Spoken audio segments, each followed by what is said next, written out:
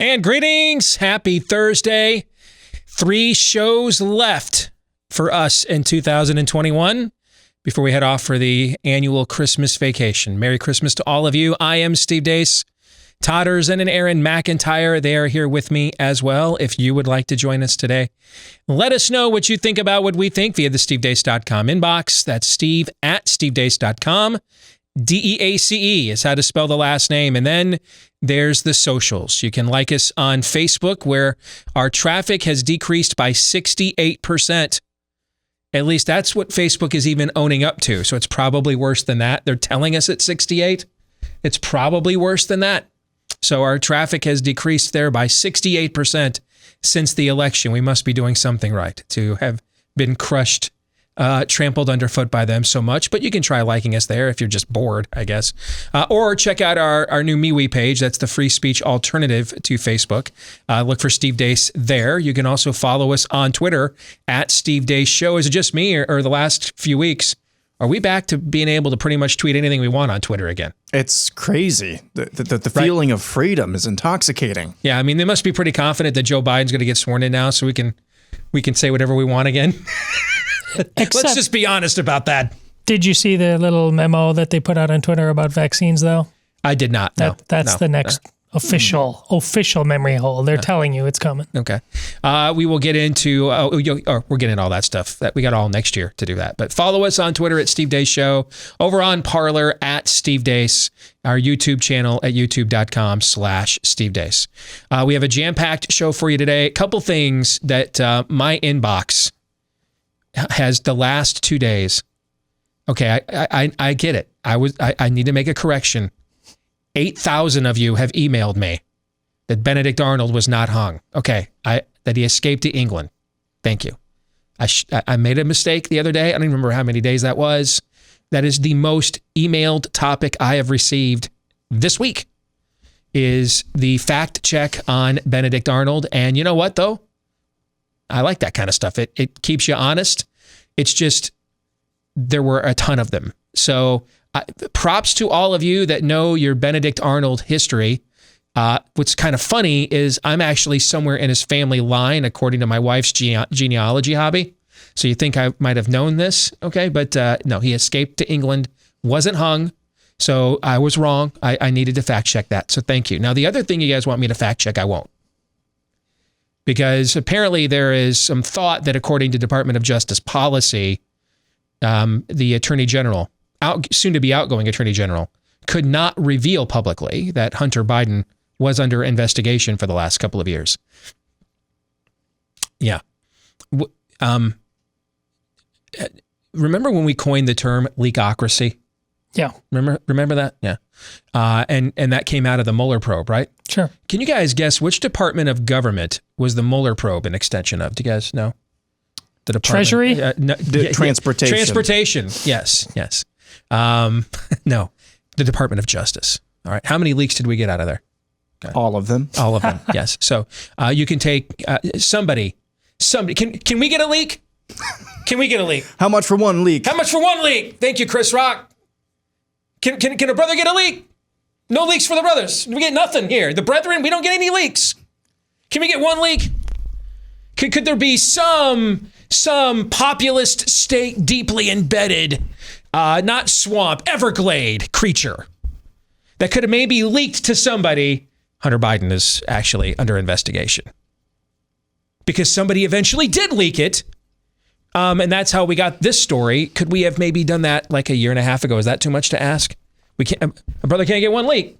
Can we get one? Is that too much? One leak, just one measly leak. Could we have gotten that? No. So I will not accept your fact check on that. I will pay Bill Barr no quarter whatsoever. And for the record, I thought he was a fraud and wanted him gone even before we found out that he knew all along. Correct. So I'm not changing my position on that. Benedict Arnold, fact check, true, I was wrong. Hunter Biden, no. I'm not accepting that fact check, nor that excuse. And Bill Barr should have been canned already a long time ago. I don't care how many friends of mine tweet otherwise or anything of that nature. One thing you guys are going to find out about me, I know our show's grown a lot this year. And so some of my little quirks and nuances you're not familiar with yet. But Todd and Aaron can tell you whenever they want to make a point to me, or they want me to reconsider a point that I am making. One tactic they never try is, well, so-and-so said this, so what do you think, right? You guys never try that, right? You know why? Because I don't care. I'm not moved by opinion of other people. If you can show me on the merits I'm wrong about something, I will move, right? Sure. But it's going to have to be on the merits. Arguments like, well, all these people or this person said, I don't care. I'm perfectly fine being the only one that thinks something and everybody else thinks differently. Doesn't mean I'm right, but you're going to have to move me on the merits of the argument, not on the alleged credentials of those with an alternative take. No. I'm a kid born to a 15-year-old mom who flunked out of college over Super Tecmo Bowl and intramural basketball, okay? And I've beaten a lot of far more highly educated people than me at arguments.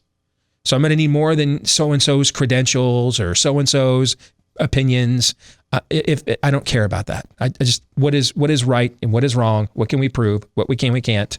And just because you were right the previous 10 times doesn't mean I think you're going to automatically be right number 11. Amen? Amen. So don't come at me with so-and-so said this or so. I don't care. That doesn't tell me anything. Challenge the merits of my argument that Bill Barr is a fraud, but do so in a way that doesn't invoke somebody else's name. All right? So, and that goes with pretty much everything else. Also, let me do this before I forget, because fellas, Christmas is coming. And let's face it, most of us are just beginning to do our shopping, if we have even done it yet. All right? So, Bloomsy Box. You can't get out, maybe see mom, grandma, some of the loved ones this year the way that you would hoped. Bloomsy Box will put a smile on their face with fresh flowers that are grown on sustainable family farms all over the world. And then when you make that order, those flowers aren't then sent to a center and then dispatched out to the delivery address. They're actually sent directly from the farm. And that's what keeps those flowers fresher and longer. I got some of these for my wife a few weeks ago, and they lasted on our kitchen counter for darn near 3 weeks.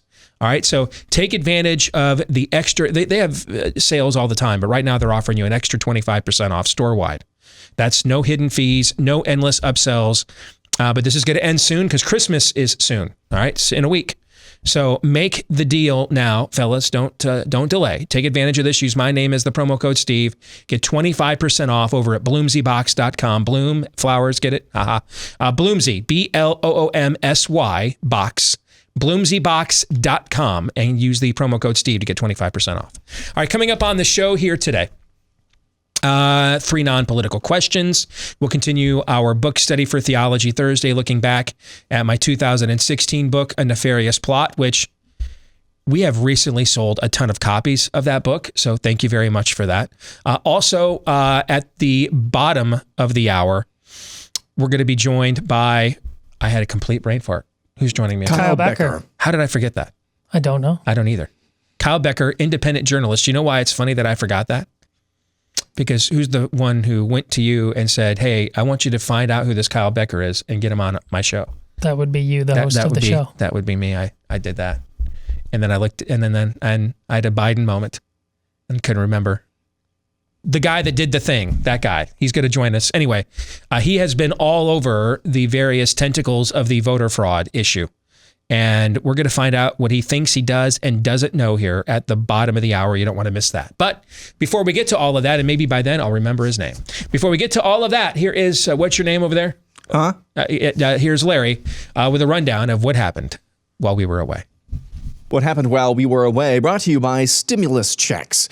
Yesterday, there were reports that Congress was getting close to a deal to provide more coronavirus aid to American businesses, but there weren't going to be stimulus checks included.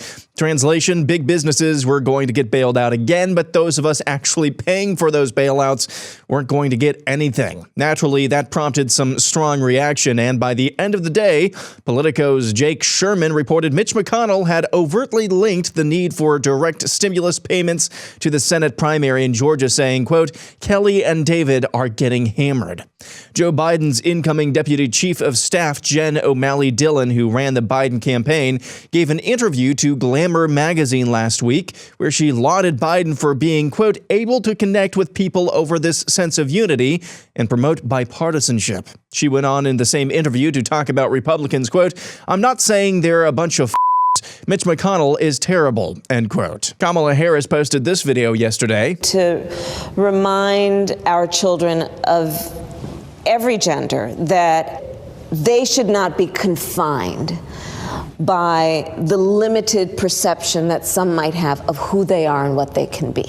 And this is where we are, I think, advancing as a society with each one of these moments.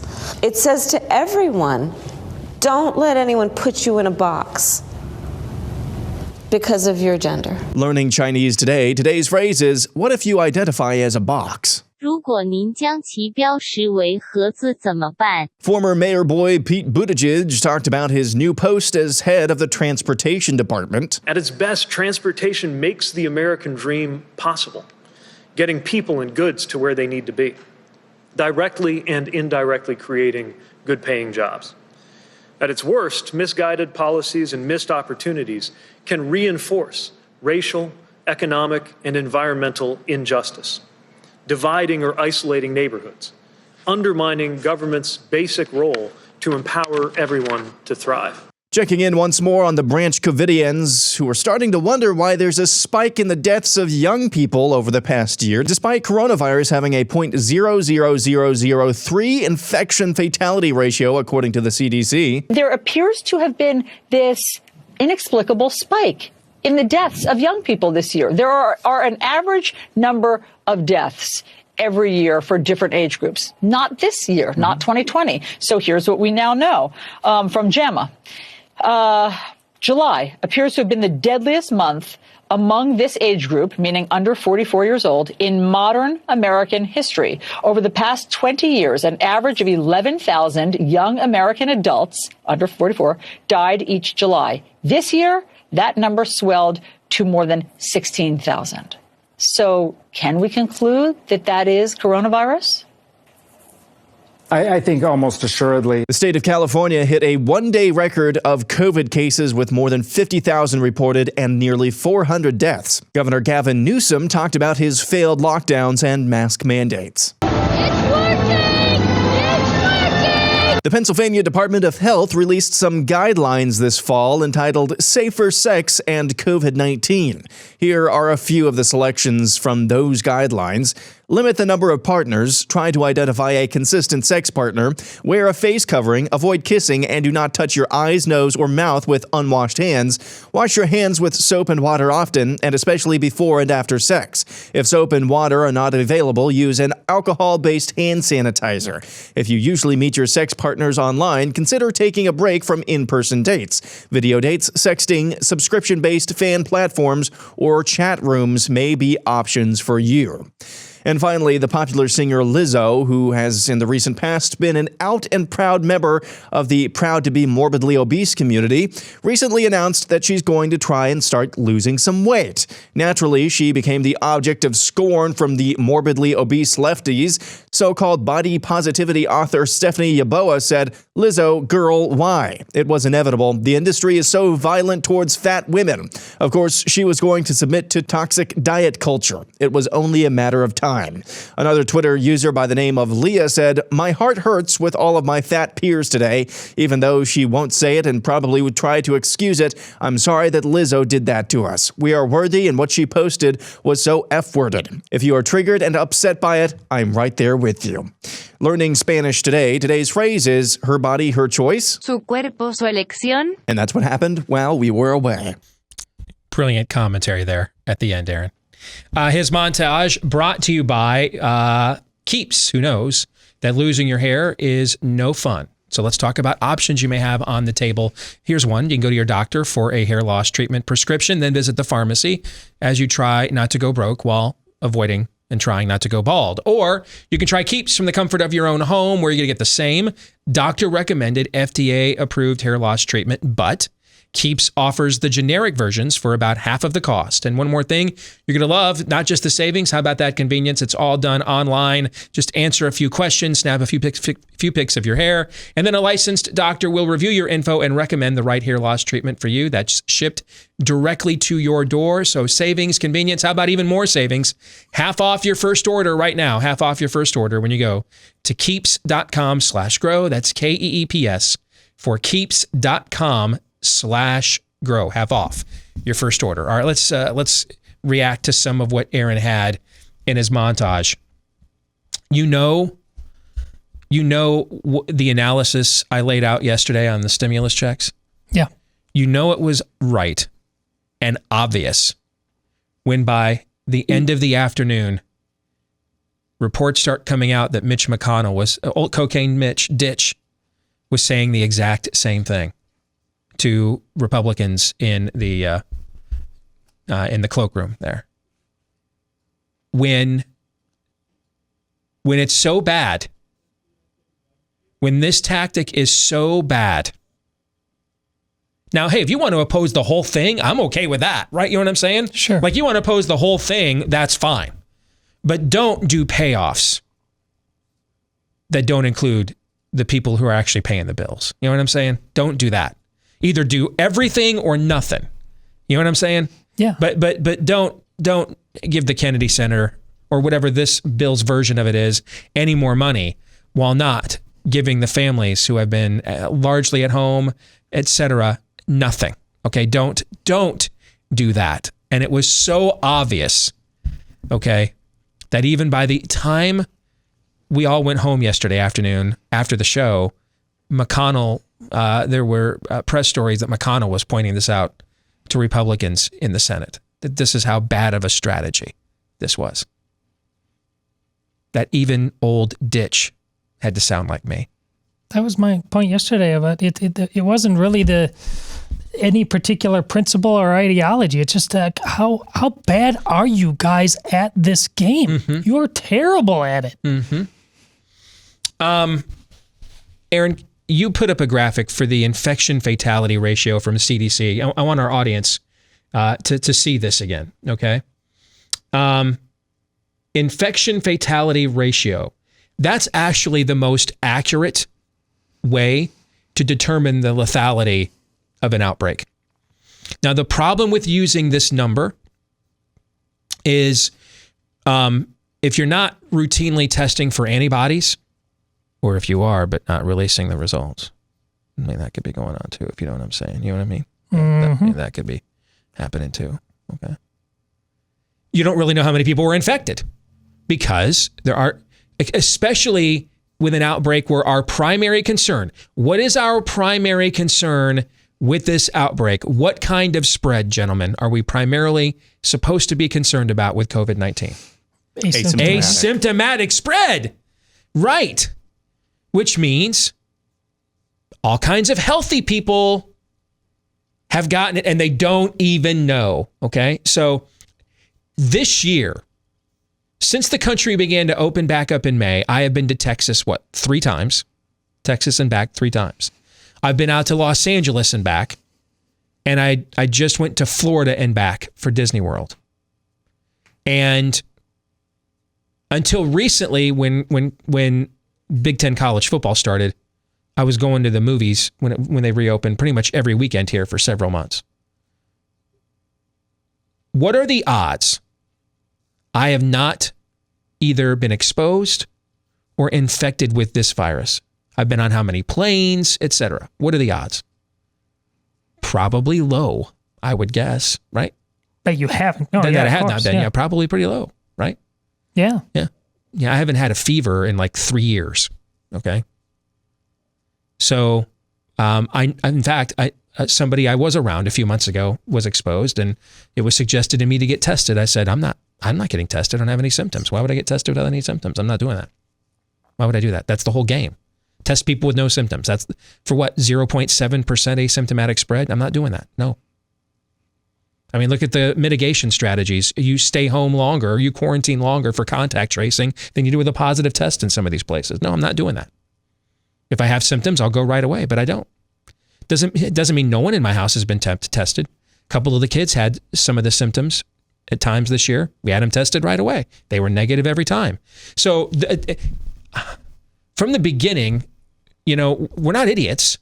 We're not like, hey, just the antidote to COVID stan is head in the sand, Stan. That's not the antidote to this. We just want, what's the truth? The truth is the antidote.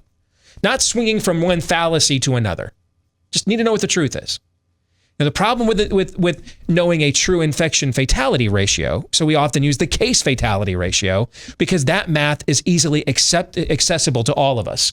We can just go to Johns Hopkins website, the CDC website, Worldometer, how many websites, right? And just look at how many cases are going on in your state, your community, any country in the world, divided by the number of deaths, and you get a case fatality ratio, right?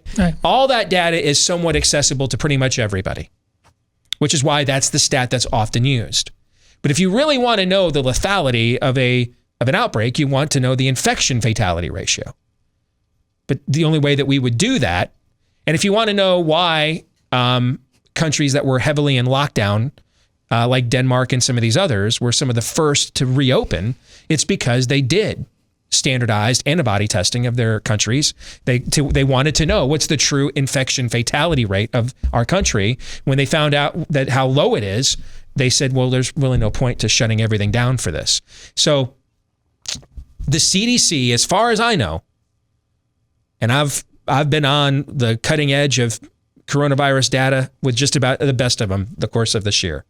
I don't know if they have done some. They have not published any antibody results. I've not seen any publicly released antibody results from our CDC since 4th of July weekend. And those were those were the results of antibody testing that were done in I think about a dozen locales at the end of April and early May. And they released those 4th of July weekend is when we got them. What is the date today? December 17th. So 5.5 months later. We're in the middle of a major outbreak, we're told, right? And we go 5.5 months and your CDC has no antibody data that it has released whatsoever, because otherwise we the people, we don't have the means to go do all that kind of testing, right? So we can't acquire that information.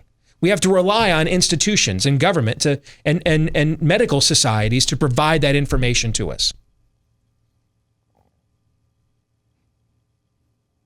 So here is what the CDC is telling you is the current infection fatality rate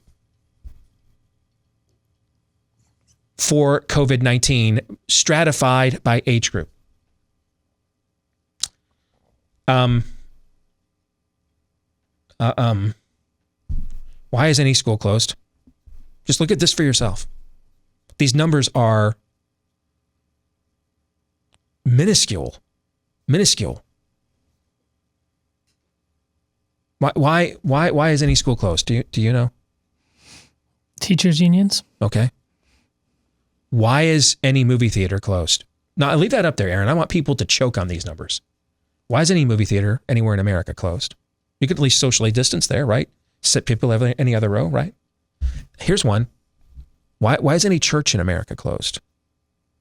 Any church. I just want you to look at these numbers. And if you can't watch today, if you're just listening, I'll just summarize them for you. They are they're zeros, and we're into decimal points. Why is any church closed? Why did we need mail-in voting? So they could steal the election. Oh, I'm sorry. Did I say that out loud? I'm sorry. There goes our YouTube channel. Okay, my bad. I meant, why didn't we trust in-person voting? Did I phrase the question properly that time? Okay. But why were you told not to visit loved ones for Thanksgiving? Why are you being told to stay home for Christmas? I mean, look at these numbers. It's astonishing, really. And I want to, and the way that Aaron, you tied that into the CNN clip. So here are two professional journalists and their degrees. And Sanjay Gupta's the dweeb in the middle, isn't he? I believe so, yeah. Okay. And he's a big-time doctor, of course, an expert. And he gets asked a fourth grade causation equals correlation question, the kind of fallacy that in Philosophy 101 you're taught your first day of that class in college to reject, right? Okay. Well, of course. I mean, we must draw that. We must draw. Right? How about young people killing themselves because you're making them stay inside for these numbers? How about that for a causation to correlation or correlation to causation? Your thoughts, America? Maybe that's why. Because we got kids going on Zoom calls, blowing their brains out because they're sick of this. Might that be why? Okay. They're not doing science or data. They haven't been this entire time. This has been propaganda. This is the data. This is right from your CDC. Don't argue with me. Take it up with them, Facebook science team. That's their data. That's their estimate. Nothing should be shut down in this country with those numbers. Nothing. That doesn't mean there doesn't need to be social distancing. That doesn't mean if you're going to have people indoors, conglomerated in a close setting, no one wears masks. Now, I don't think masks work as a mitigation strategy for a community. That doesn't mean that they wouldn't provide at least some support in if 50 people are in an elevator. You know what I'm saying? Sure. That they might there, but corporately as a setting, they don't work. We know that in real-time data. But to me, we can fight the social distancing and mask argument later. We got to win this argument first. Because after all, if social distancing and mask work, then why are things still closed? Why don't we just social distance and mask, open everything up and social distance and mask at those places, right? Right. You can't tell me both things cannot be true. Choose one. You tell me, you prove to me that social distancing and masks work. Because then why isn't everything opened? And we'll just do social distancing and masking while it's opened. Why don't we just do that? So it doesn't work then?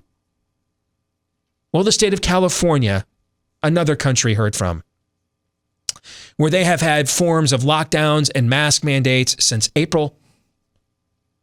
Months and months and months of them. I was there the first week the state reopened to go and do the initial work for the Nefarious Plot movie. First week the state reopened, I was there. Everybody wore masks everywhere. I was all throughout LA, Hollywood, Burbank, Pasadena. Everybody wore masks everywhere. People were driving their cars with masks, and that was in mid-June. Months and months and months. We're talking about canceling the Rose Bowl, something that hasn't happened since like World War I. Months and months and months and months and months of masks, lockdowns. And now California with its deadliest day ever yesterday, most cases ever yesterday. It is the capital of COVID Stan. It is where the Branch Covidians make their Hajj. It's the Mecca. Why didn't it work? Why didn't it work? Because it doesn't work. That's why. It doesn't work. It doesn't work, and it hasn't worked anywhere. You get pretty much the same results no matter what you do. You get pretty much the same results. This is the battle we're going to have to fight all over again after January 20th if Dementia Joe gets inaugurated. So prepare yourself. More in a moment. Just had the daily Built Bar break. Easy for me to say. Built Bar break. I'm just telling you, you've never had a protein bar this good. And I've tried a ton of them over the years, and it's always, okay, well, this one I can digest, but it has too much sugar. All right, that one has the low sugar count I'm looking for, but man, that is tough on my tummy. Oh, and then there is, okay, that one isn't tough on the tummy, but And it doesn't have high sugar, but it tastes like a cardboard box, right? With a terrible texture, etc. Built Bar eliminates all of that. Easy on the tummy. Less than 5 grams of sugar per bar. Up to 20 grams of protein per bar.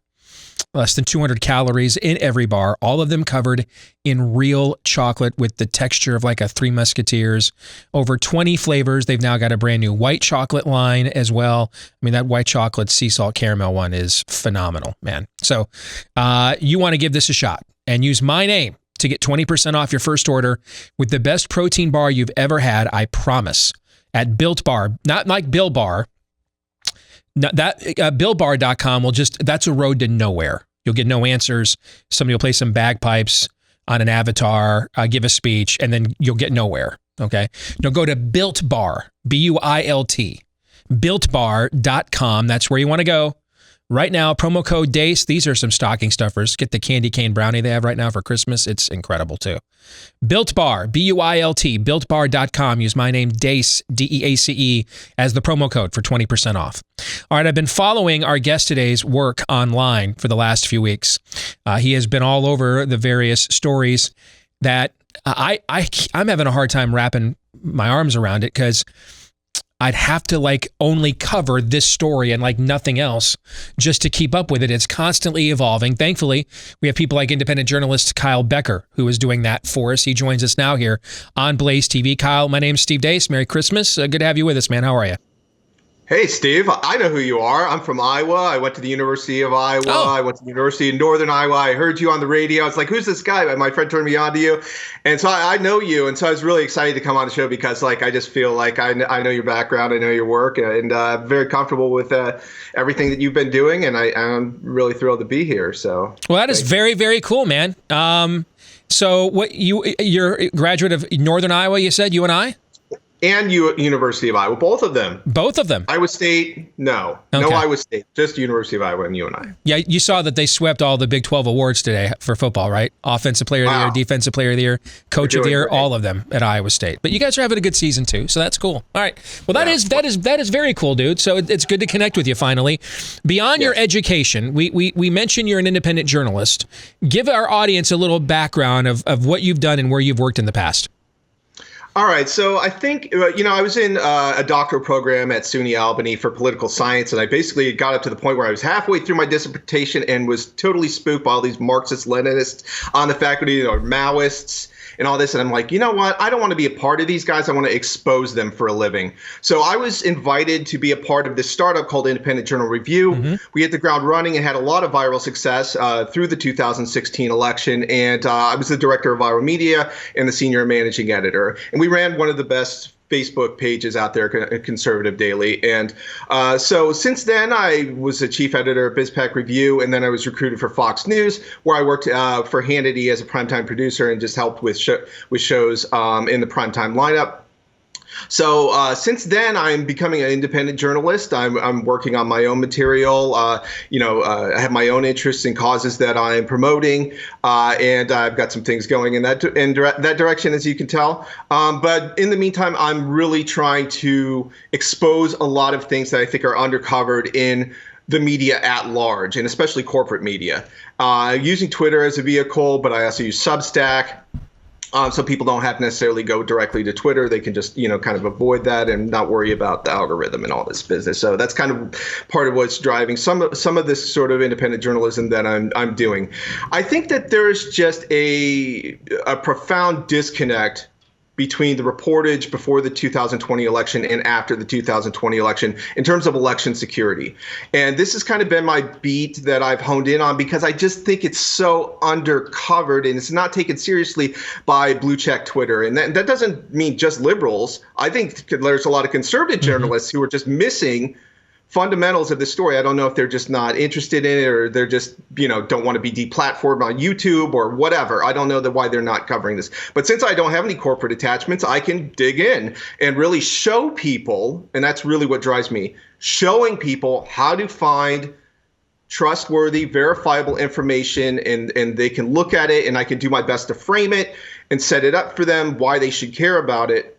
But ultimately, it's really up to journalists to really take this as seriously as it deserves. But it looks like my audience on Twitter is taking it very seriously. So what do you think about it? Like, what are your thoughts about the voting systems, Dominion voting systems, ES&S? Like, what's your reaction to all of this? Well, I want to take you back, Kyle, because you just tweeted about this. This is your most recent tweet I saw. I want to take you back to when I worked with Glenn and the team helping to anchor our election night coverage here on BlazeTV that we did. And I mean, Glenn and I sat there. We were the two that I think were there on the desk all night. So for like 8 hours until this thing finally ended. And one of the data points I brought up because I was following a lot of the internal voting going on and those sorts of trends, because that's my background with is politically is data analysis, messaging, strategy, things of that nature. And I zeroed in on a county live on the air, Antrim County, Michigan. Now, if you've listened to me when you're growing up, I grew up in Michigan. I know that state very, very well. Okay. And Antrim County, Michigan is a pretty Republican county. Donald Trump won that county by like 30 points in 2016. Yet on election night, we were being told that he was going to lose that county by about 20 points. And I brought that up to our audience without knowing. I've never even heard of a Dominion system, although it sounds like something out of a Left Behind book, frankly. Right?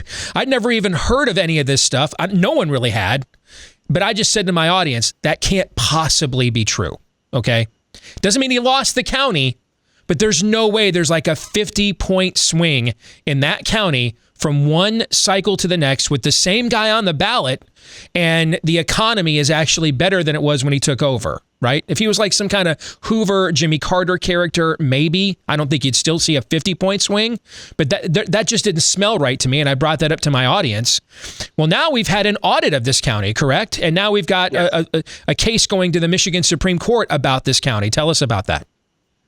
Well, actually, it's being filed at the Supreme Court because basically what the lawsuit from Powell and Wood, who are representing their clients, want to do is ensure that the Supreme Court recognizes that the Trump-backed electors in Michigan are able to be voted for. I'm not sure why they feel like they need to clarify this, but there is a conflict, and there are legislators in Michigan who feel like there's a conflict in the law, which actually the Constitution, I don't know if they've heard of the Supremacy Clause, but the Constitution recognizes that they can send whatever slate of electors, the legislature can.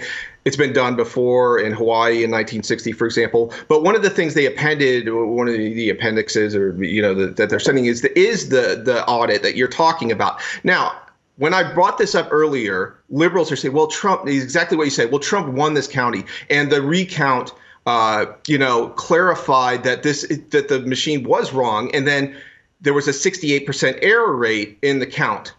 And when the CEO, John Polis, was interviewed before the Michigan State Legislature, I believe 2 days ago, he essentially did not rebut that it was a 68% error rate. So what does that mean? He basically blamed it for human error. So what does that mean? Well, Dominion is the second biggest voting machine company in the United States behind ES&S, which is used in Philadelphia, for example. How do we know that there aren't more glitches, which apparently that you're not allowed to say that they're glitches, but how do we know that there aren't glitches all over the place, like Cobb County, Georgia, which is not, it's another county that's being audited. But what about Fulton County? What about DeKalb? What about Gwinnett County in Georgia? What about other counties in Michigan? So this kind of goes to the broader picture, like how can we trust the voting results when we know for a fact there was a 68% error rate? Now, what happens when there's an error? It goes to a process called adjudication. Adjudication means the election supervisor can clarify the votes with a broad sweeping range of authority on how to clarify these votes. And we saw in Coffee County, Georgia, an election supervisor lead us through how Dominion software does it. So you can see it yourself. I mean, I posted it again recently on my Twitter at Kyle N.A. Becker. So if you wanted to look at the video for yourself. So it kind of resolves some of this uncertainty about how this happens. But basically there's a pop-up, and you could run unfilled ballots, mismarked ballots, overvotes, undervotes, the same ballots twice, and you can just approve them. Very simple. And the shocking thing about this is that it's supposed to be used for marginal problems like overvotes, for example, but it's being used. It was almost 200,000 adjudications between Fulton and Gwinnett counties in Georgia. Kelly Ward in Arizona said there was over 100,000 in Maricopa County, but there were at least 28,000 that were adjudicated there. Okay, so what does this mean? It means that with the combination of the mail-in votes, where it's the ballots signatures are separated from the mail-in votes, so you can't really do the signature matching doesn't really help you with the mail-in votes. That you can essentially adjudicate stacks of mail-in or absentee votes, and what would you have to do to be you just have to essentially trust. Now what's funny about this, right? You go to a system like this so that you don't have to worry about human interference, right? That's the explanation. We take the human error and human prejudice out of the process, and we utilize a system like this. But again, machines are not autonomous. Algorithms are not autonomous. And so if you have a glitch or something goes wrong, eventually a human being is going to have to enter into the process, right, and render some form of a judgment or adjudication, as you said. And who are these people? Are they elected officials? Are they people directly accountable to us? Or are they people are they people you could sue if they do it poorly? Who appoints them? Do you just have to trust that they can be, they can operate with integrity in such a tempting environment? Do we know answers to these questions? Well, like we saw with the election supervisor, she is the first chain in this. And then when the adjudication goes to a panel, we supposedly have representatives from both parties that supervise this. But when you're talking like tens of thousands of ballots, what kind of process, like how thorough can a small panel of people be with tens of thousands of votes? And certainly not in a quick amount. If they are being thorough, it's not something you're going to adjudicate in an hour or two or even a night or two, right? And I think people need to understand Antrim County is a small county.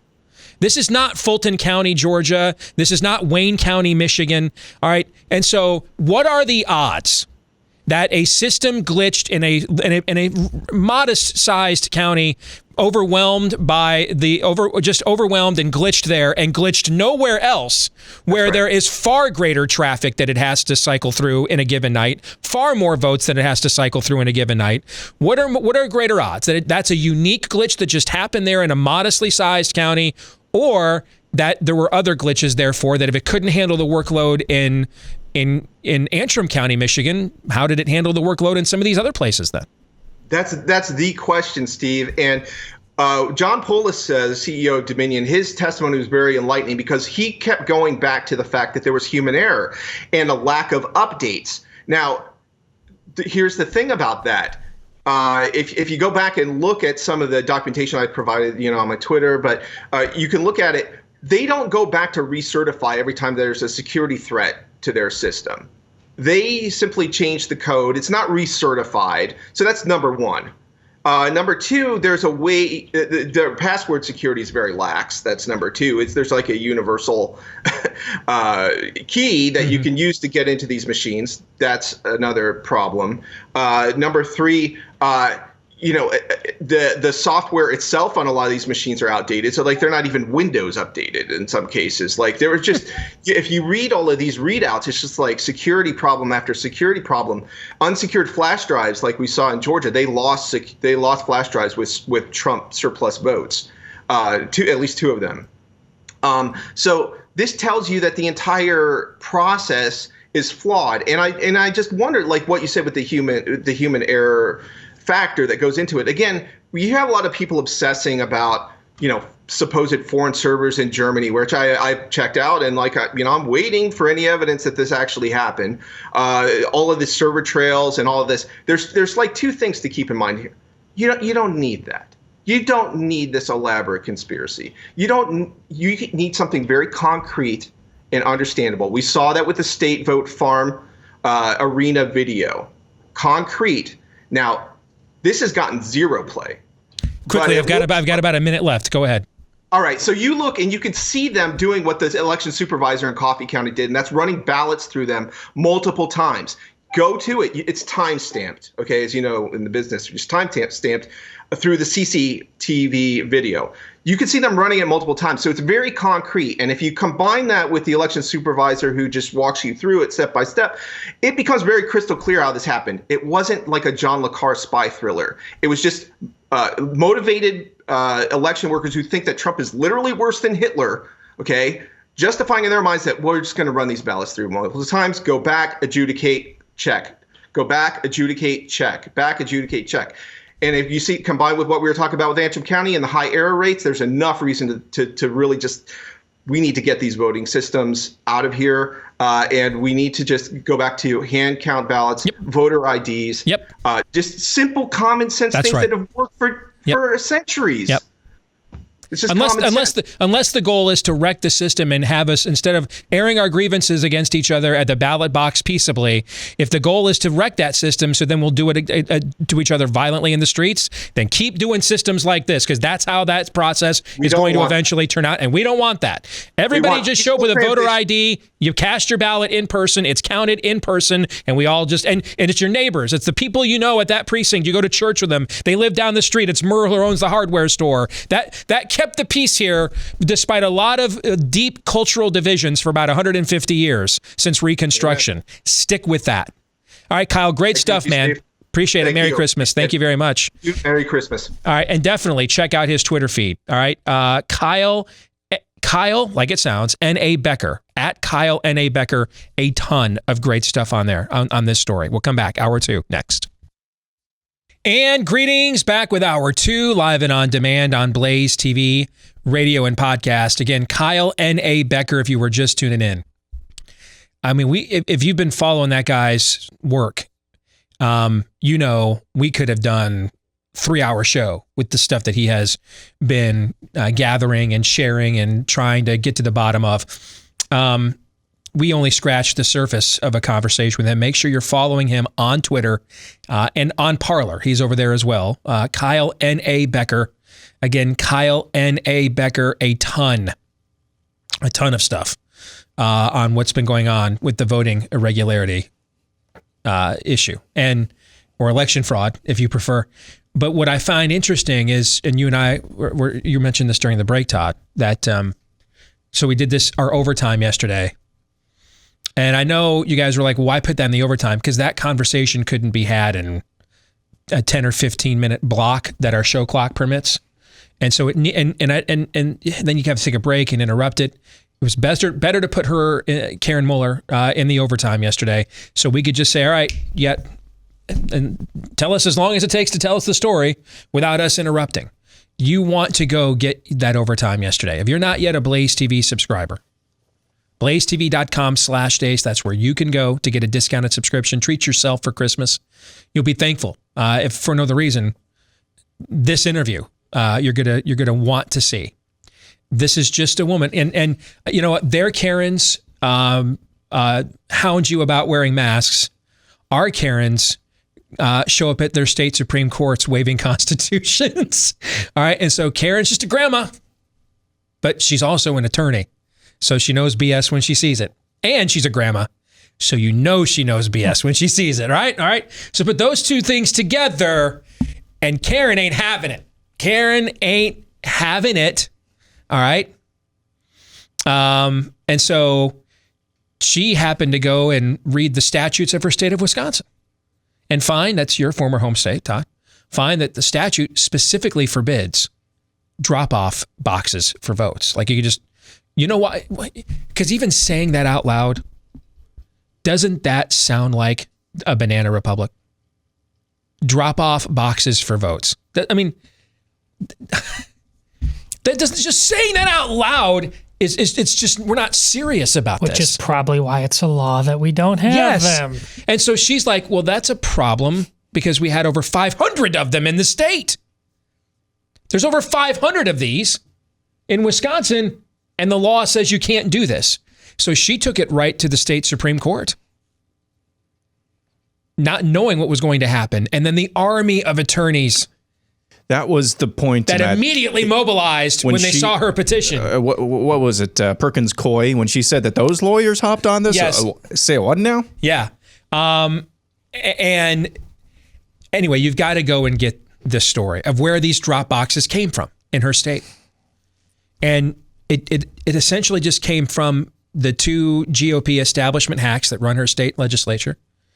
Just went to a symposium with the National Association of Secretary of States and people like that and just thought, this in a pandemic, this is just a great idea. One of them, by the way, she failed to mention, she did in our conversation, Voss, I can't remember, I think he's the Speaker of the House. He's in charge of one of those organizations. He is actually the president. He's the president of it, the current one at least. So a little double dip there, obviously. Yeah. So not even the Democratic governor, and yours is bad. This wasn't some edict from a pen and a phone, no executive order that didn't have an emergency session of the legislature. Just the two highest ranking Republican swamp creatures there in the Wisconsin State Assembly just thought, we all know the Constitution has a good ideas clause, right? Let's just do this. Yes. That's where it came from. Can I, on a random note, just on this entire topic, I keep being told from well-meaning people that it's just as simple as President Trump was an immensely, immensely unpopular, even hated figure, and that was borne out in this election. So he was so unpopular and so hated that it's absolutely not in even any realm of possibility that there would be forces, individuals, figures at every level attempting to not get in his way of winning re-election. You see what I'm saying? Yep. You can't claim both of those things. Yes. Like this was a completely clean election. If he's so unpopular, then what links would people go to be rid of him is what you're saying. Exactly. Right? Also, at the same time that he was uniquely unpopular, he also got the second most votes anybody's ever received for the U.S. presidency ever. He increased his vote total by about 10 million votes from what he got the last time. So it's not true that he's uniquely unpopular. It is true he's uniquely polarizing. That is absolutely true. And when you make voting as accessible, I guess we'll use that word, as possible, then that polarization is going to show up. But since you went there, before we go to Theology Thursday, since you went there, Aaron, you guys know I know a lot of political people in Texas. Yeah. A lot of my friends politically. At this point, I may have as many political contacts in Texas as I do Iowa, okay? Might as well have Texas be the first in the nation caucus state. I might be able to organize that state now as bad as like I could help organize in Iowa. All right. And so within that group of friends, last week, we got into a back and forth on a group text that they didn't believe this because of what you just said. And they pointed out, they went to some of their congressional races in the state where their candidates, like my buddy Chip Roy, for example, underperformed in suburbs of Austin, but then overwhelmingly won the rural areas, and say that totally matches up, they told me, that totally matches up with how Trump performed here in Texas. And so they're like, we don't see what you guys are talking about. I asked them, how many Dominion machines you guys have in Texas? The answer is none, because Texas rejected the Dominion voting system, by the way. I said, is it Harris County that Houston is in? I believe that's the biggest Democratic. Right, yep. And then Dallas County is the other one. How many 4 a.m. vote drops did they do in Harris County the next morning? None. I said, you're guilty, my friends, because your state is at least willing to be competent about running an election. You're running the math in your state and then extrapolating it everywhere else because the math makes sense in your state. Your Republican congressional candidates struggled in the same places, the same suburbs that Donald Trump struggled in. There was a trickle-down effect, right? But your Republican candidates overachieved in the rural areas. Like, that's where Donald Trump overachieves. Meaning there was a congruency. You know, Daniel Horowitz and I talked before the election that elections always have a congruency to them. Like the idea that you were that Joe Biden was going to lose Florida by 4.5 points, which is about twice what that state's average margin has been in the last, 6 presidential elections or something like that. Okay. But then he's going to win Georgia. That just isn't, that's not how it works. The ground is much more fertile for him in Florida than it is in Georgia and their neighboring states. And so those sorts of anomalies don't typically exist. Now, we're being told that they do this year because of the mail-in voting. I agree. Oh, yes. I agree they exist this year because of the mail-in voting. That is precisely my point. So you didn't have all these 4 a.m. drop-offs in Harris or Dallas County, Texas. And so you can make the math work. It makes sense. Trump is not popular with suburban voters. Is that true? It is true. At least not as much as a typical Republican is. Sure. That's true, right? Trump is very popular in rural areas. Is that true? Yeah. And so they just showed me, they went through their map of Texas, and we had these long conversations, and they're showing me how it all lined up because there was some competency and legitimacy to your process. So the math works. You don't have Fulton County, Georgia in Texas, or Wayne County, Michigan in Texas, or Milwaukee County, Wisconsin in Texas. You don't have that. Or is it Laverne? Is that the county that Philadelphia is in, I believe, in Pennsylvania? No, Philadelphia County. Or Philadelphia County. Okay. You don't have that. You don't have that in your state. Now, you might next time. Those Democrats in Harris County might be thinking, hot damn. I mean, we got to get ourselves a little taste of that. But you didn't have the dynamic that they're arguing about in those states. And essentially, the argument comes down to this. We can follow Dominion corporate flowcharts. You can follow it all. It really boils down to this question. How is it, do you believe that Joe Biden overperformed Barack Obama in about a half a dozen counties that just so happened to not understand how to operate the U.S. postal system, what the deadline was to drop ballots off when the election took place? And those just happened to be the half dozen counties he needed to flip the map. Do you believe that? Then you have to believe that all of the people that handled those ballots, all of the local officials that oversee that ballot and election process and all those Democratic county machines, you also have to accept and believe that they all operated with the utmost integrity. I don't believe that. I don't.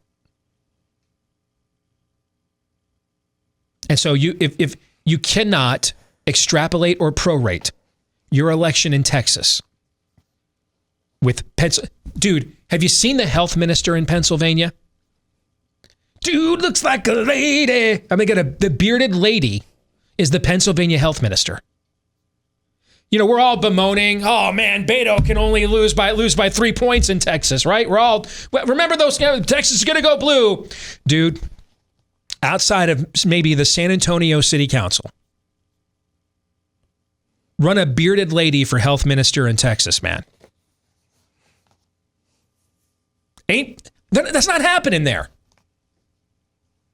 That's the health minister of Pennsylvania. You're not the same. You're not the same.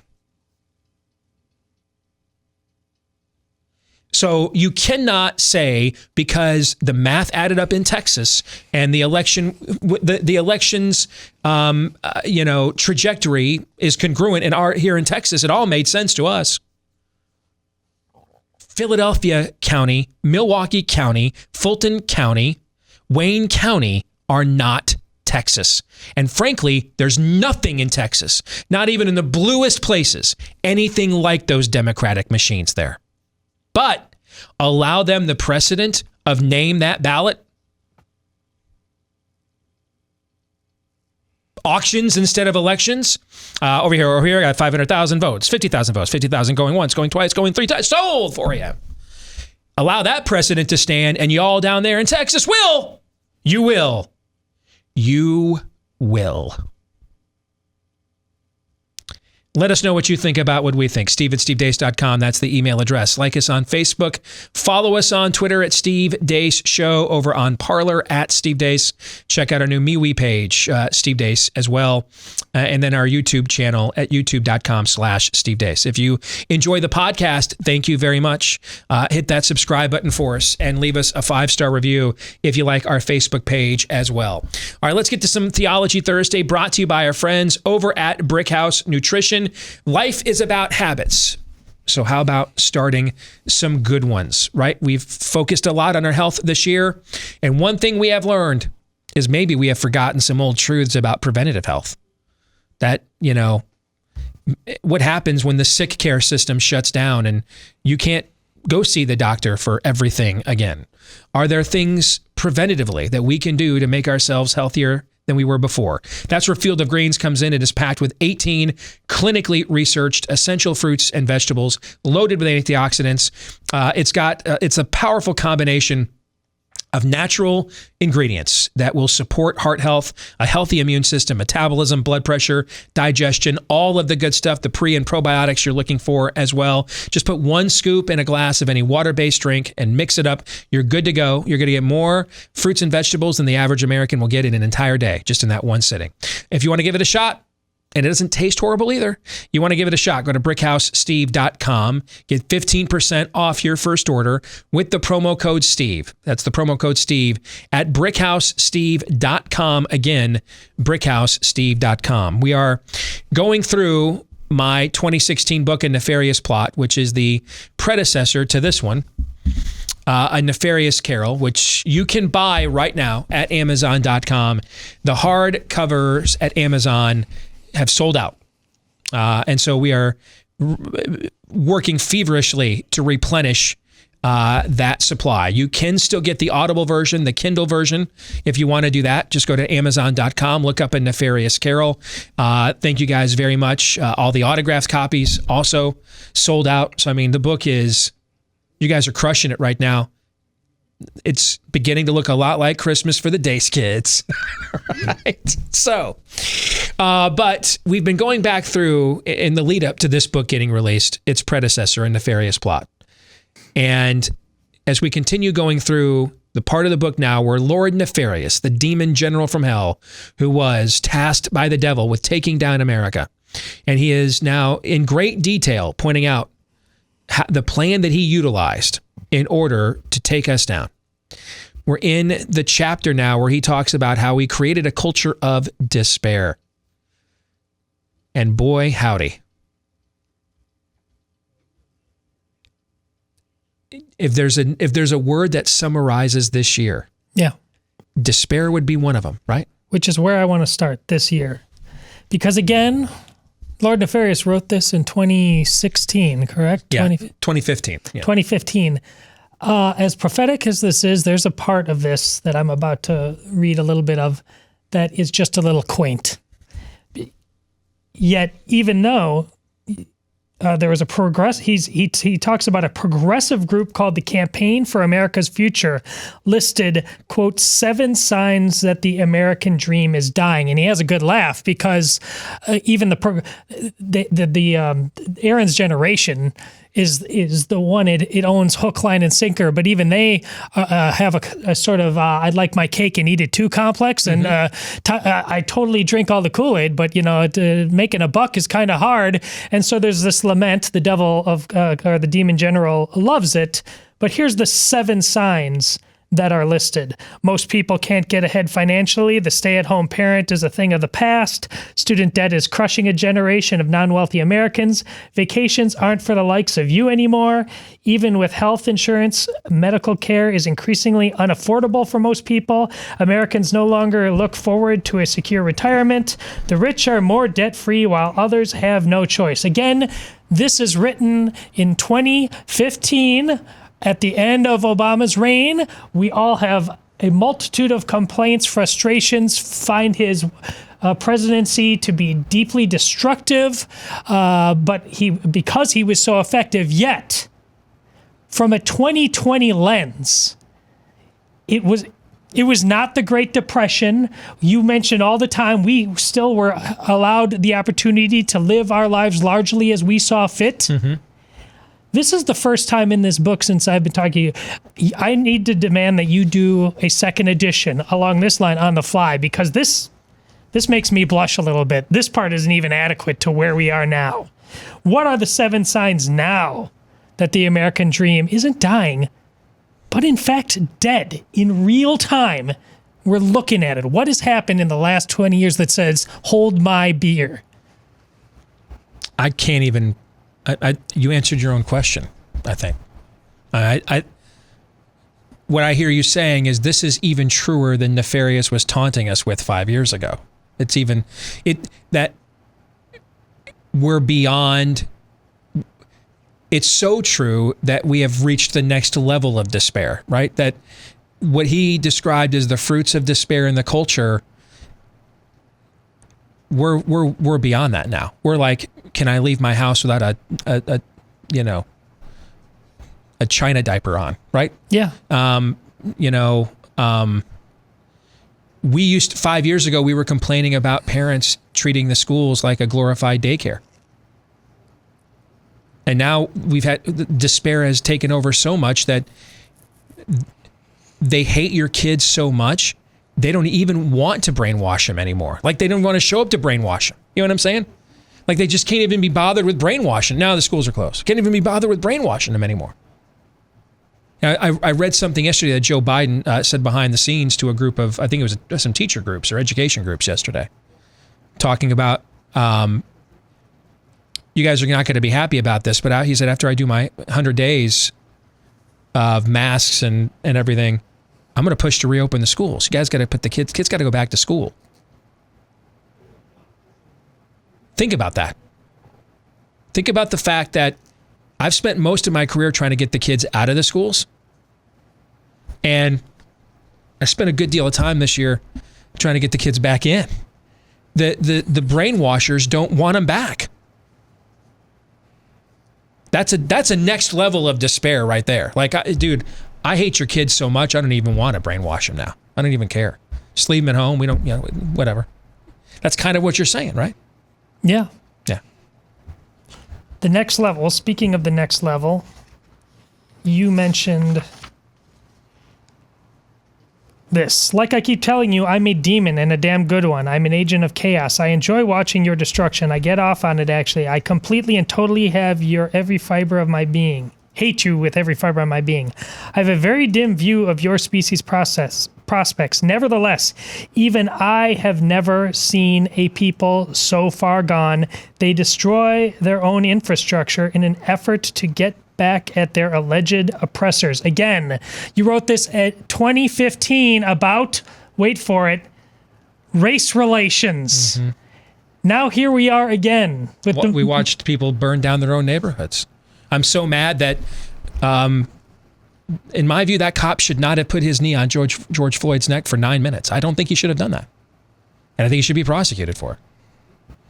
But I also don't think that because the cop did that to George Floyd, I just now forget that the dude was a drug addict that pointed a gun at a woman's stomach either. You know what I'm saying? Yeah.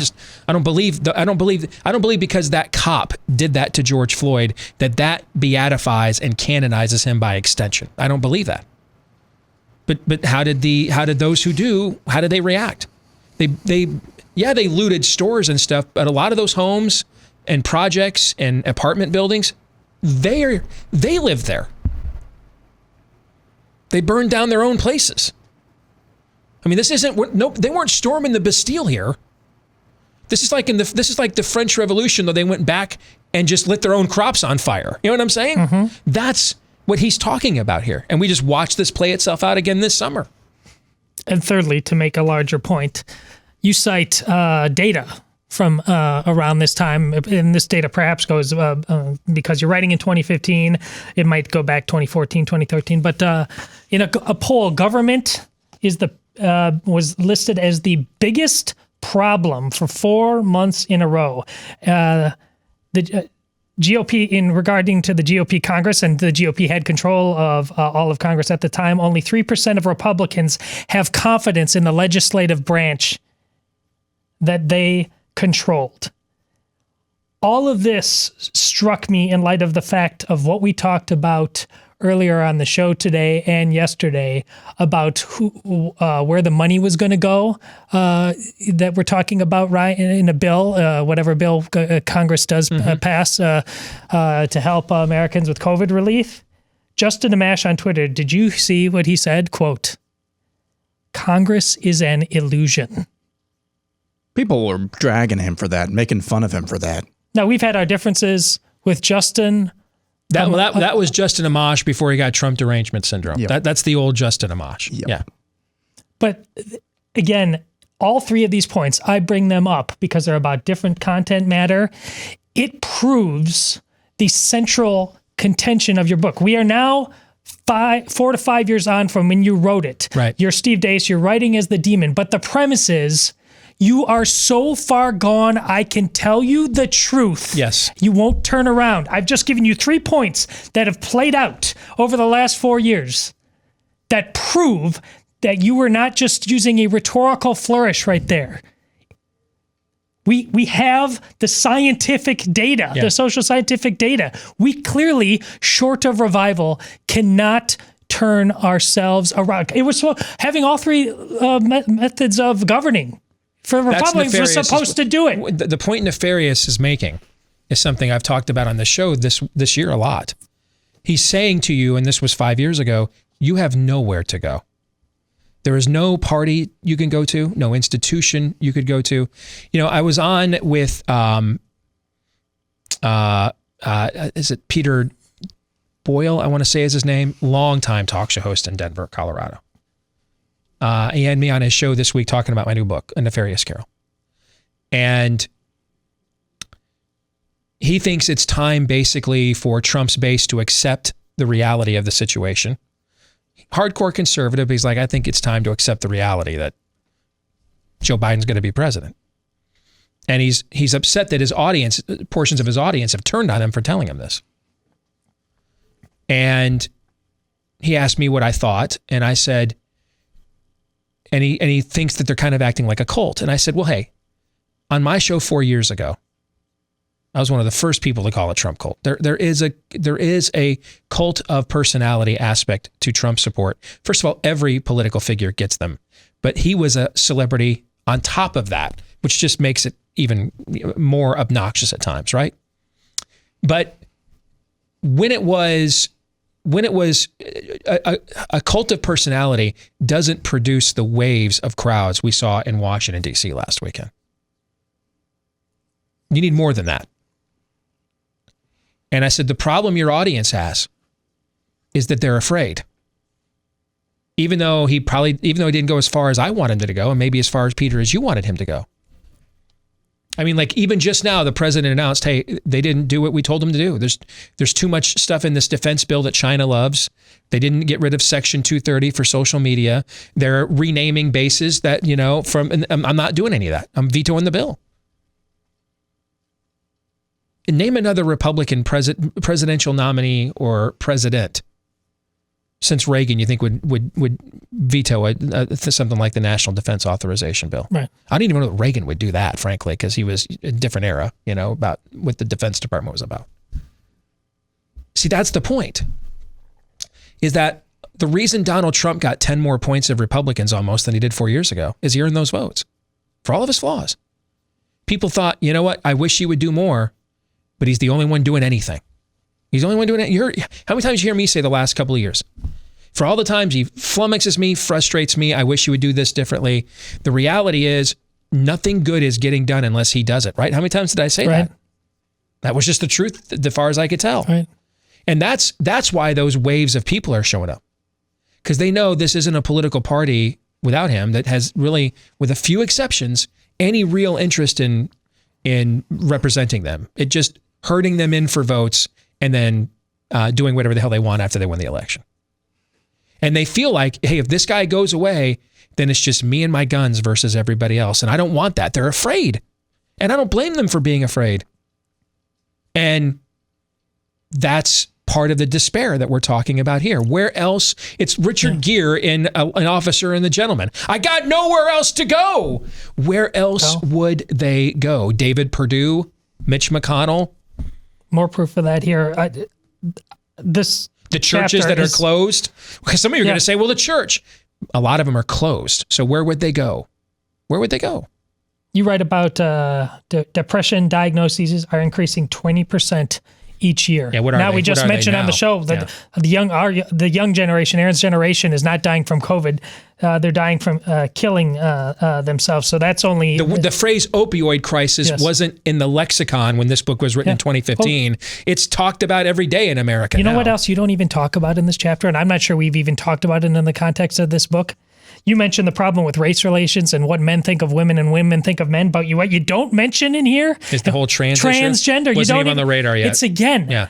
Now that I've given you 5 points, honestly, this chapter is suffocating because you really realize now I'm not reading a work of fiction. The promise that you cannot turn around from your mess is just hating myself right now. Embodied in this chapter.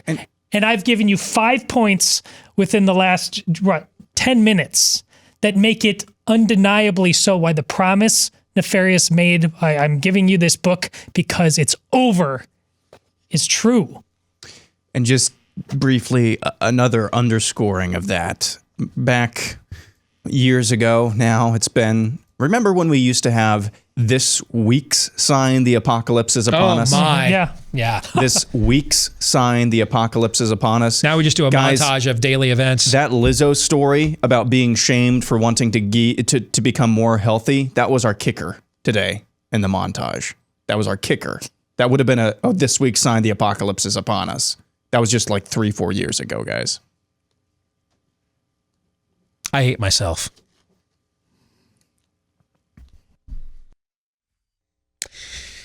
The deadline is approaching. All right. Patriot Penguin, if you're sick and tired of overpriced greeting cards that don't say what you really want them to say, you don't want incoherent messages that sound like or something syrupy, incoherent, ridiculous. You don't want a greeting card written by Joe Biden's teleprompter writer. All right. You want something that is clever, will trigger the right people. That's where you go to our friends over at Patriot Penguin. All right. They have the kind of Christmas card that you are looking for, but the deadline is fast approaching to take advantage of this offer so you can get your cards sent out before Christmas. All right. PatriotPenguin.com and use the offer code Steve. Get 4 cards for just $22. 4 cards custom for you for just $22 at PatriotPenguin.com. Offer code Steve. That's PatriotPenguin.com. Offer code Steve. And yes, they come with a bigly sense of humor at PatriotPenguin.com. Promo code Steve. But time is of the essence here. All right. Who knows how much longer you've got to get this all done before Christmas. So PatriotPenguin.com/Steve. Let's get to 3 non-political questions. We all have questions. Who am I? Why am I here? Where am I going? Who am I? A search and a question of identity. Why am I here? A question of meaning and purpose. Where am I going? Question of destiny. Some better than others. What sort of morality or proto-morality would you expect to find in a chimpanzee troop? Injecting some levity into the demise of Western civilization. It's 3 questions on the Steve Deace Show. Guys, I'm still laughing at this Katie Hill tweet. You remember Katie Hill? She's the disgraced former congresswoman from California who had a sexual relationship with an employee of hers while she was a congresswoman, and so she got kicked out of Congress for that. She's responding to Marco Rubio talking about that deputy chief of staff for Biden calling Republicans a bunch of F-worders. She says, quote, because y'all are the biggest bunch of F-worders in history. Stop being that, and unity and healing will be a hell of a lot easier. Do they even hear the words that are coming out of their mouths? But Katie, I was born that way. Yeah, exactly. Exactly. 3 non-political questions. We will start at the very beginning. That's a very good place to start. Question number 1, what's on your Mount Rushmore of Christmas traditions? Mount Rushmore of Christmas traditions.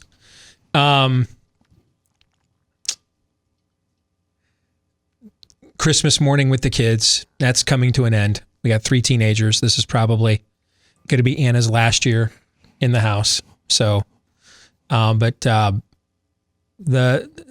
we have filmed it every year. I mean, the memories that we have of Christmas morning with the kids, I mean, are just, that's number 1. We put the tree and all the decorations up Thanksgiving weekend. That's a big tradition at our house. We do all of that Thanksgiving weekend. A recent tradition we've done the last few years is the church we've gone to for the last few years has done a midnight service on Christmas Eve. So we've done that the last few years. That's kind of become a tradition. And then, all the old Rankin Bass Christmas specials. The Minions, you guys know I love the Minions. They came out with a Christmas special.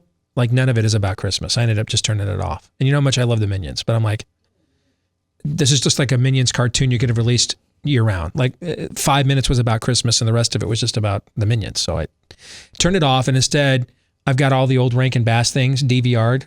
And I put in The Year Without a Santa Claus. That's the year that Santa Claus, you've ever seen that one?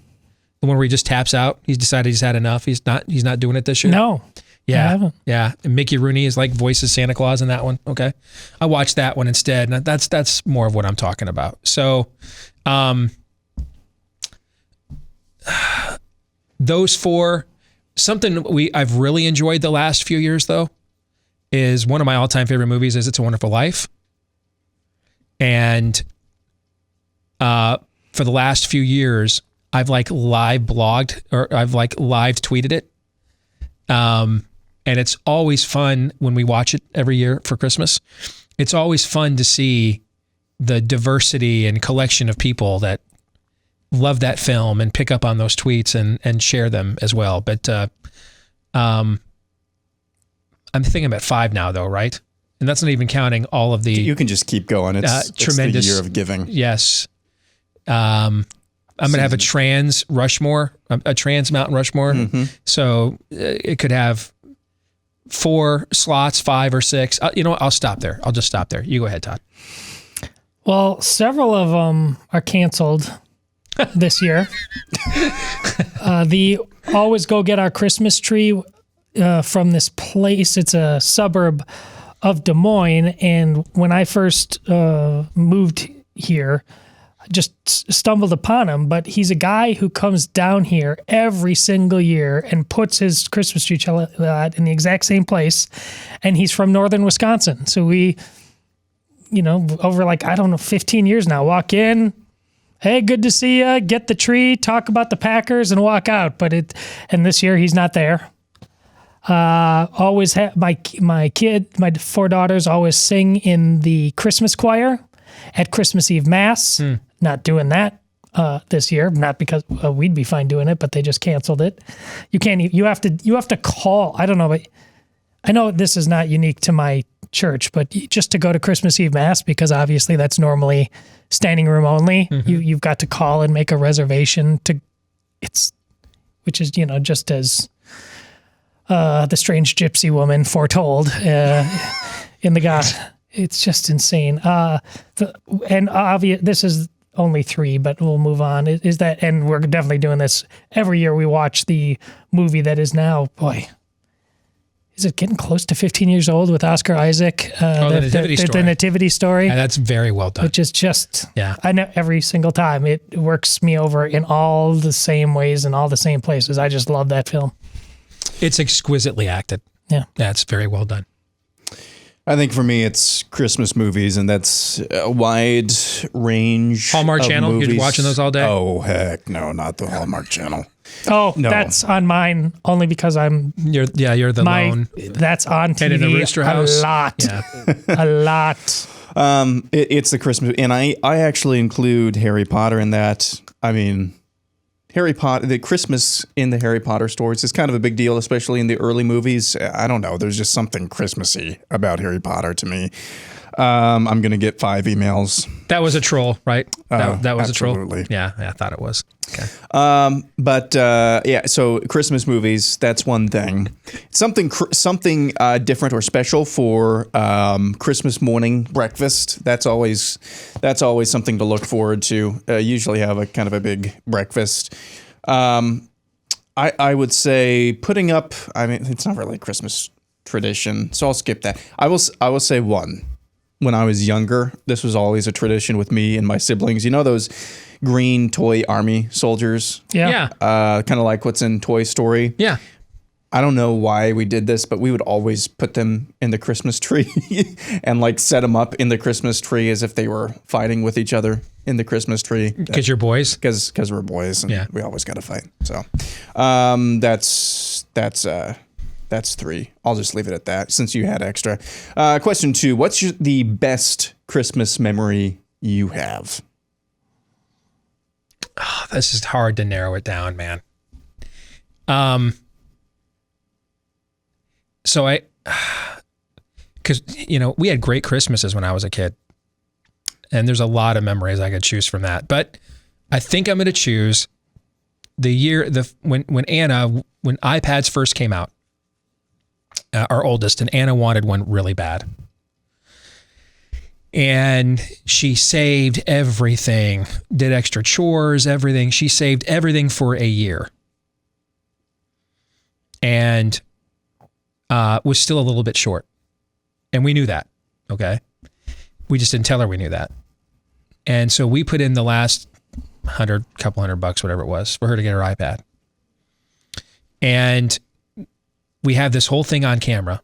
And the way that we did it is our kids that's something I didn't mention as a tradition. Our kids get 3 presents for Christmas, and they won't this year because we went to Disney World. But when we don't go to Disney World, they get 3 presents because they were getting so spoiled when they were younger. We figured if 3 presents are good enough for Jesus, it's good enough for them. Now, one's like a practical gift, school clothes, something like that. Another's a really nice gift. And then the third one's like a really, really nice gift. Like Noah has got like a Nintendo Switch for that gift or something. You know what I mean? And so one of Anna's 3 gifts was a big box. It was massive. She opened it up and there's another box. Open it up, there's another box. Open it up, there's another box. All right. And finally she gets to a box that's about the size of an iPad, but it's not an iPad box. And it says, you need to now trust your mother and go upstairs. There's a note in it. It says, trust your mother, go upstairs, and go get all your money you've been saving up for your iPad, and you need to give it to your mom.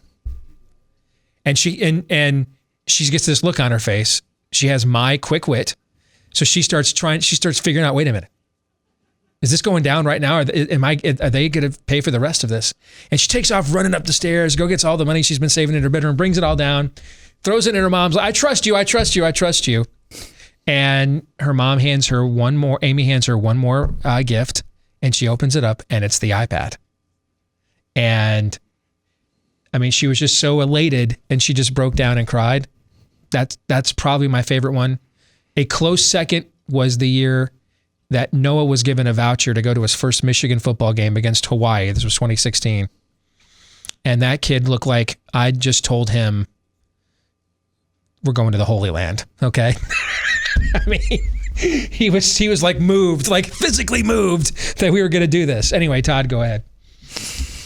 Well, it's because you understand and remember the magic that you felt, that when you see the look on your kids' faces, why you can connect with them. I mean, I still absolutely remember the feeling of whatever Christmas that was, but what is it, first grade, second grade, when I opened up the Millennium Falcon and the X-Wing fighter, that was a good Christmas. And, oh yeah, I remember my grandmother bought me the entire Star Wars catalog. And then a couple years later, when my grandma got us the Super Nintendo, it's as close to magic as a kid often feels. And I mean, my goodness, looking at how many kids don't get to experience that in this world on multiple levels, Christmas or not. Like, I mean, you look back on that and you realize how much your cup overflowed in some respects, speaking for myself. And then you just want to do what you can to make sure your kids have those mornings and, give you that big hug. I mean, heck, I spend my time now. My daughter's a junior in high school, but I'd catch myself as she's doing homework at the table, just kind of looking at her because, in a year and a half, she's gone. Yep. Yeah, I've been there. Yep. I think, there's a number of them, so I'm just going with gut, and this might be just recency bias. Of course, first Christmas married. That's always special, and that was last year for us. But there were a few years ago when my entire family went out to Spokane to visit the Spokane McIntyre clan, and my parents actually paid for anybody who wanted to go for skiing on Mount Spokane. So me and pretty much all of my brothers, except for one of my brothers who was not able to make it, but pretty much all of my brothers, and then my dad even, were able to go skiing. And that was just a blast. And sitting on the gondola as it was just getting dark when it was snowing up on Mount Spokane with my dad and going down for one last time, that was a great memory. All right, before we do the last question, let me tell you about realestateagentsitrust.com. You are living in, ready? Unprecedented times. Bing. Which means you need to make sure before you go into a real estate market, you've got an agent that you can trust. Now, you need that any point in time. I mean, this can be one of the most stressful things you ever do is buying or selling a home, especially if you're doing the buying and selling at the exact same time, or the selling and the buying. So where would you find such an agent? Well, the name kind of says it all. Thankfully, you can go to this website, realestateagentsitrust.com. That's realestateagentsitrust.com. It's a company started by Glenn Beck and some of his associates who were tired of real estate agents who talked a good game but then didn't deliver the promised results when needed the most. And so they didn't want that to happen to you and I. And so they created a referral system for agents around the country, agents only with a proven, vetted track record of success, and understanding that they work for you, not you for them. Only those kinds of agents are listed here. So go to this website before you go into the real estate market. realestateagentsitrust.com. All right, final question, Aaron. All right. Would you be on the naughty or nice list this year?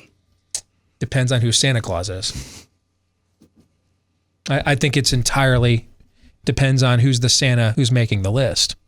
All right. Now, if it's good old Saint Nick, I came to bring presents to kids and punch heretics in the face, and I'm all out of presents. I might be pretty high on his nice list, actually. Oh, if that's the case, I'm the nicest I've ever been. All right.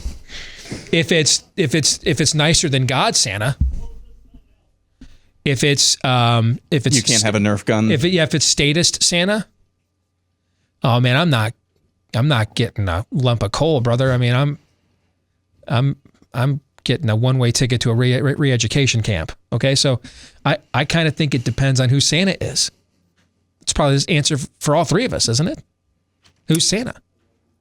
I think that's true, which makes me think of, man, I don't have time to get into it, but it made me think of Shawnee B. I finally watched his last analysis of Lost. Oh, that's the guy that did the videos breaking down all the Easter eggs in Lost. Those Shawnee B. videos are brilliant. He does from a certain point of view. Jacob was the bad guy. Yeah.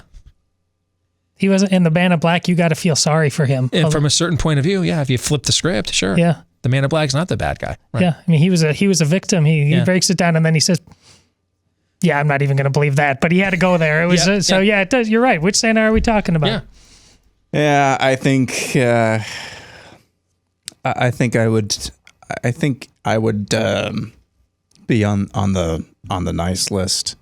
Whatever list is the list that offends the most amount of people, I would be on that list. I like that answer too. That's a good answer. We're going to stick around and do some overtime for our Blaze TV subscribers. If you're not one yet, go to blazetv.com/Deace and become one for a discounted subscription. For the rest of you, we are back at it again tomorrow. Big show tomorrow. Our special 2-hour year-end Deace group. You don't want to miss it. Until then, John 3:17.